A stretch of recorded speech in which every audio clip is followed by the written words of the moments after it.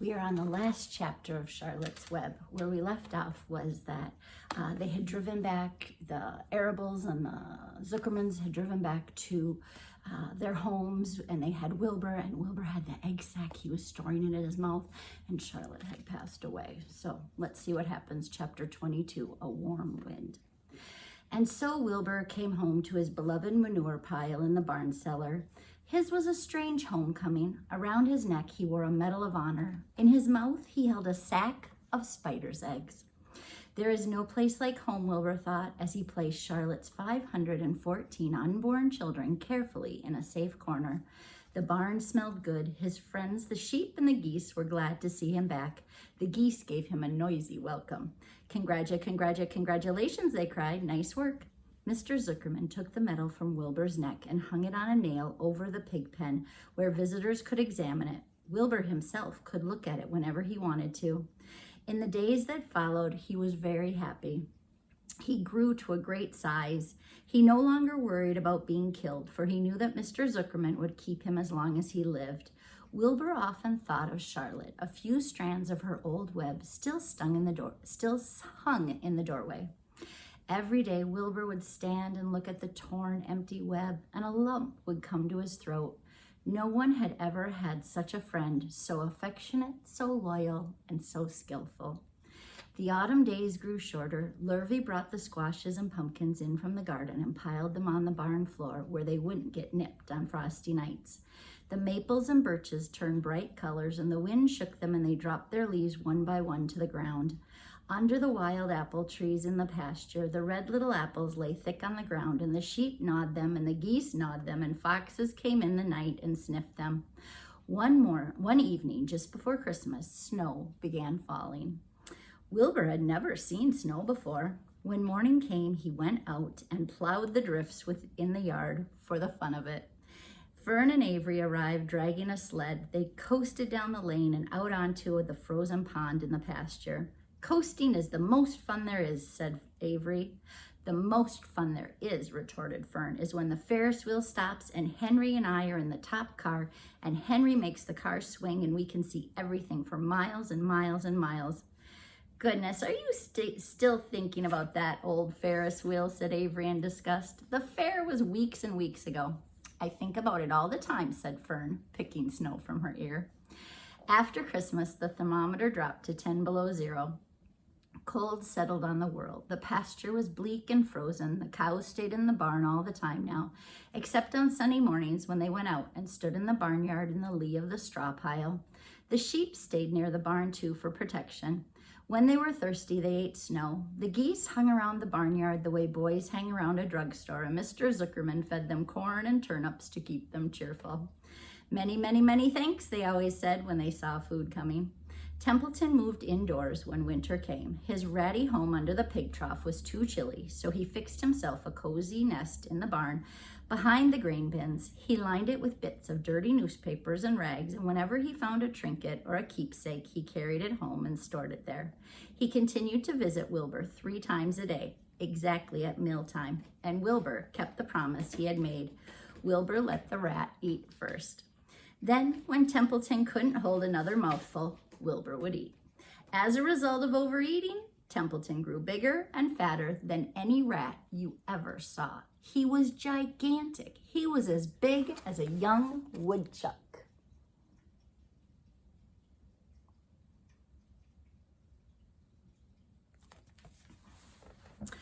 The old sheep spoke to him about his size one day. You would live longer, said the old sheep, if you ate less.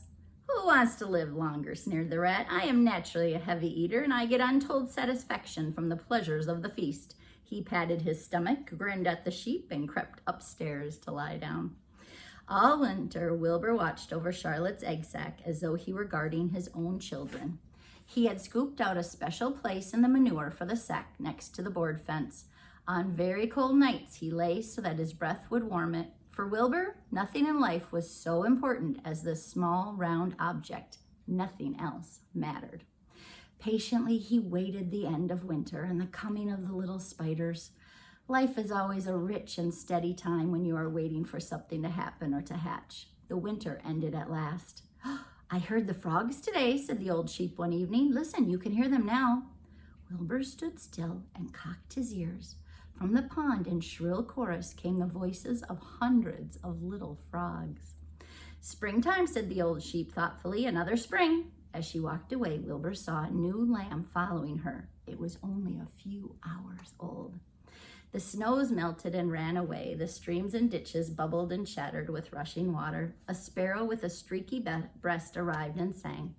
The light strengthened and the mornings came sooner. Almost every morning there was another new lamb in the sheepfold. The goose was sitting on 9 eggs. The sky seemed wider and a warm wind blew. The last remaining strands of Charlotte's old web floated away and vanished. One fine sunny morning after breakfast, Wilbur stood watching his precious sack. He wasn't thinking of anything much. As he stood there, he noticed something move. He stepped closer and stared. A tiny spider crawled from the sack.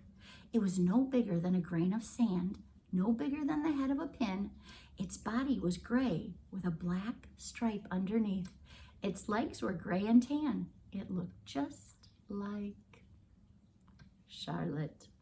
Wilbur trembled all over when he saw it. The little spider waved at him. Then Wilbur looked more closely. 2 more little spiders crawled out and waved. They climbed round and round on the sack, exploring their new world. Then 3 more little spiders, then 8, then 10. Charlotte's children were here at last. Wilbur's heart pounded. He began to squeal. Then he raced in circles, kicking manure into the air. Then he turned a backflip. Then he planted his feet front and came to a stop in front of Charlotte's children. "Hello there," he said. The first spider said hello, but its voice was so small, Wilbur couldn't hear it. "I am an old friend of your mother's," said Wilbur. "I'm glad to see you. Are you all right? Is everything all right?" The little spiders waved their forelegs at him. Wilbur could see by the way they acted that they were glad to see him. "Is there anything I can get you? Is there anything you need?" The young spiders just waved. For several days and several nights, they crawled here and there, up and down, around and about, waving at Wilbur, trailing tiny drag lines behind them and exploring their home. There were dozens and dozens of them. Wilbur couldn't count them, but he knew that he had a great many new friends. They grew quite rapidly. Soon, each was as big as a BB shot. They made tiny webs near the sack. Then came a quiet morning when Mr. Zuckerman opened a door on the north side. A warm draft of rising air blew softly through the barn cellar. The air smelled of the damp earth, of the spruce trees, of the sweet springtime. The baby spiders felt the warm updraft. One spider climbed to the top of the fence. Then it did something that came as a great surprise to Wilbur. The spider stood on its head, pointed its spinnerets in the air, and let loose a cloud of fine silk. The silk formed a balloon. As Wilbur watched, the spider let go of the fence and rose into the air. "Goodbye," it said as it sailed through the doorway. "Wait a minute," screamed Wilbur. "Where do you think you're going?" But the spider was already out of sight. Then another baby spider crawled to the top of the fence, stood on its head, made a balloon, and sailed away. Then another spider, then another. The air was soon filled with tiny balloons, each balloon carrying a spider. Wilbur was frantic. Charlotte's babies were disappearing at a great rate.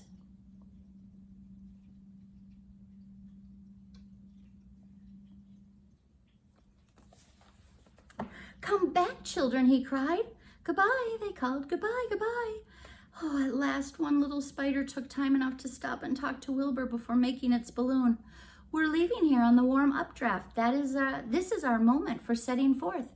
We are aeronauts, and we are going out into the world to make webs for ourselves." "But where?" asked Wilbur. "Wherever the wind takes us. High, low, near, far, east, west, north, south. We take to the breeze. We go as we please." "Are all of you going?" asked Wilbur. "You can't all go. I would be left alone with no friends." "Oh, your mother wouldn't want that to happen, I'm sure." The air was now so full of balloonists that the barn cellar looked almost as though a mist had gathered. Balloons by the dozen were rising, circling, and drifting away through the door, sailing off on the gentle wind. Cries of "Goodbye, goodbye, goodbye" came weakly to Wilbur's ears. He couldn't bear to watch anymore. In the sorrow, he sank to the ground and closed his eyes. This seemed like the end of the world, to be deserted by Charlotte's children. Wilbur cried himself to sleep. Oh, when he woke, it was late afternoon. He looked at the egg sack. It was empty. He looked into the air. The balloonists were gone. Then he walked drearily to the doorway where Charlotte's web used to be. He was standing there, thinking of her, when he heard a small voice. "Salutations," it said. "I'm up here." "So am I," said another tiny voice. "So am I," said a third voice. "Three of us are staying. We like this place, and we like you." Wilbur looked up at the top of the doorway. 3 small webs were being constructed. On each web, working busily, was one of Charlotte's daughters.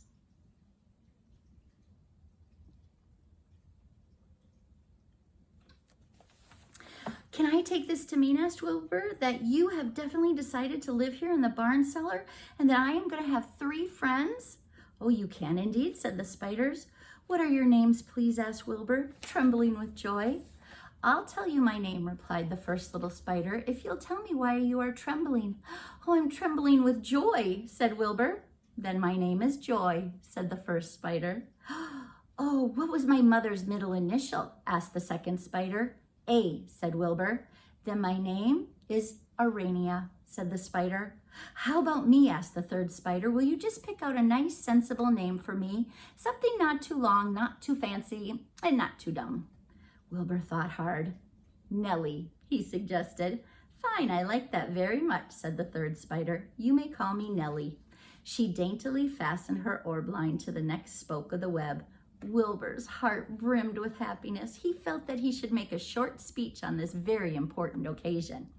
"Joy, Arania, Nellie," he began, "welcome to the barn cellar. You have chosen a hallowed doorway from which to string your webs. I think it is only fair to tell you that I was devoted to your mother. I owe my very life to her. She was brilliant, beautiful, and loyal to the end. I shall always treasure her memory. To you, her daughters, I pledge my friendship forever and ever." "I pledge mine," said Joy. "I do too," said Arania. "And so do I," said Nellie, who had just managed to catch a small gnat. It was a happy day for Wilbur, and many more happy, tranquil days followed. As time went on and the months and years came and went, he was never without friends. Fern did not come regularly to the barn anymore. She was growing up and was careful to avoid childish things like sitting on a milk stool near a pig pen. But Charlotte's children and grandchildren and great-grandchildren year after year lived in the doorway. Each spring there were new little spiders hatching out to take the place of the old. Most of them sailed away on their balloons, but always 2 or 3 stayed to set up housekeeping in the doorway. Mr. Zuckerman took fine care of Wilbur all the rest of his days, and the pig was often visited by friends and admirers, for nobody ever forgot the year of his triumph and the miracle of the web. Life in the barn was very good. Night and day, winter and summer, spring and fall, dull days and bright days. It was the best place to be, thought Wilbur. This warm, delicious cellar with the garrulous geese, the changing season, the heat of the sun, the passage of swallows, the nearness of rats, the sameness of sheep, the love of spiders, the smell of manure, and the glory of everything. Wilbur never forgot Charlotte. Although he loved her children and grandchildren dearly, none of the spiders ever quite took her place in his heart. She was in a class by herself. It is not often that someone comes along who is a true friend and a good writer. Charlotte was both.